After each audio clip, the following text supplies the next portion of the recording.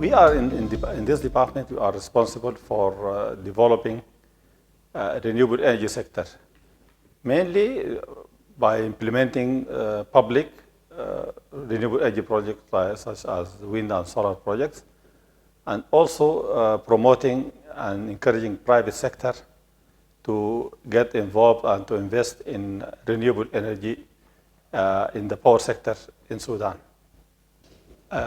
Alfashir project is the first of its kind project. This is the first utility scale project of solar project connected to the grid. And this is we decided to implement this project because of the problem we are facing in providing fuel oil in Alfashir.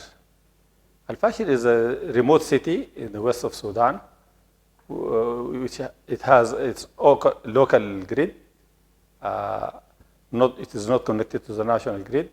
So, and depending 100% on fossil fuel by small diesel generators.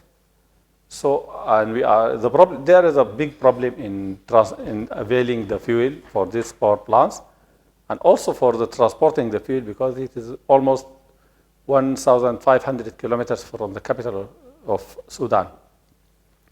So the decision was made that to reduce the dependence on the fuel oil, so we decided to implement the first project in Alfashir. So this is the first project, as I mentioned, the first of its kind. And we are intending to replicate this project in other cities with similar situation. When designing the project, we relied on the international data and the global data for designing the project with data for solar irradiation and so. But when we implement the project, even we find the solar irradiation in the Alfashir area even is higher than the theoretical data which we already calculated our design on. So we expect, and we are already receiving the higher radiation, so we are generating more than the theoretical generation in the original design. So this is one of the points that this project is different from what is originally planned. Alfashir project is, we can say it is 100% local Sudanese project. Is the contractor, the consultant, and of course the owner is Sudanese entities.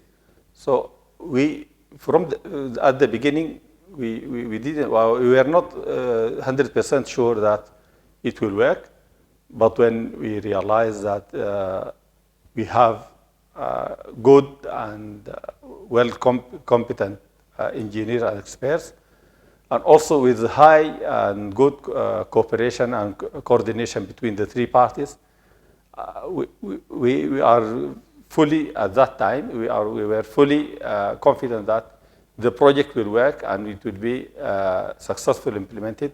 And this is what happened in the reality. Local staff, local experts from Sudan, they are capable of implementing similar projects with very good results from the projects. And also, we think that we can also implement even larger projects with little involvement from external or international experts, because every day we are getting more and more experienced in such projects.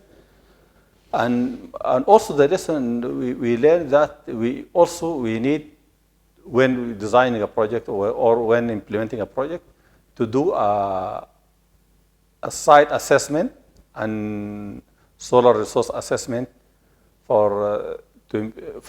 that means for resource assessment for the solar radiation, and also other weather conditions and environmental conditions to be well studied before the implementation of the project. As I mentioned, this is the first of its kind project, and we consider it as a pilot or a demonstration project that this technology is possible and viable. And also, we get the confidence that Sudanese companies and contractors can do this project. So we intend in the future to replicate this project in other cities and areas with different, of course, with different size, some maybe higher or lower or smaller size. But our intention is to get the private sector also involved in the investing in this size of project because it is viable and we can replicate it in because the grid, the national grid covers only less than 40% of Sudan. So the remaining 60% we can electrify these areas by small mini grids or microgrids even.